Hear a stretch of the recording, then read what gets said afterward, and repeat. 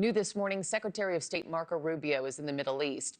He's the latest cabinet member to meet with allies there about the potential Iran deal. So Rubio is set to meet with officials as part of the Gulf Cooperation Council, which includes representatives from the UAE, Kuwait, Bahrain, Oman, Qatar, and Saudi Arabia.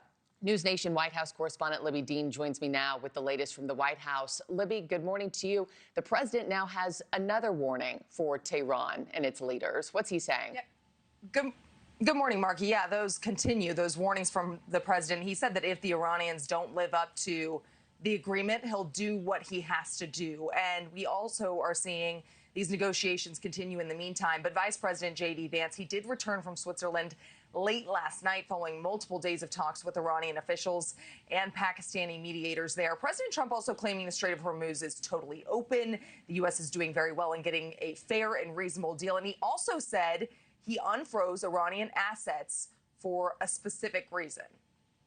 One of the things that we are doing also, and it came up last night, is money that's being unfrozen is going to be used to buy food, and the food's going to be bought exclusively through the United States from our farmers.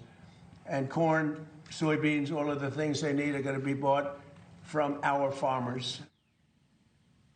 Now, if those assets do ultimately get to American farmers, it could eventually offset that spike in fertilizer prices that was caused by the Iran war. Now, according to the American Farm Bureau Federation, the cost of fertilizer, that's up at least 25% since the war began. That's thanks to, in part, to those shutdowns that we saw in the Strait of Hormuz. Now, that same agency is also reporting that 70% of American farmers, particularly rice and cotton farmers in the South, said they couldn't afford that fertilizer at all, or that fertilizer that they do need for that spring planting. So potentially, Markie, this could be some welcome news on the way for farmers, again, if and when those unfrozen funds get used to purchase crops and agricultural goods here in the United States, Markie. Yeah, that was one of the most unexpected parts of Vice President Vance's announcement yesterday during that presser. We'll see what the next steps on that actually look like. Also, Libbey, there are these new polls out just about Americans' thoughts and sentiments on this war. What are we seeing in those new numbers?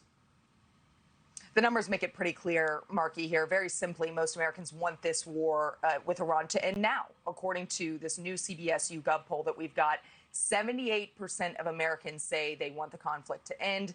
Just 22% say they want the war to continue until or unless Iran gives up more and makes additional concessions. And you can also see the unpopularity of the Iran war having this huge impact on President Trump's overall approval rating. Just 34% of Americans approve of his handling of the situation in the Middle East, leaving those approval ratings at the lowest that we've seen so far in this term or his first term, and that's sitting at just 33%. And just to give a little context here and a fact, Markie, the last time a presidential approval rating was at 33% or lower, that was during the Great Recession.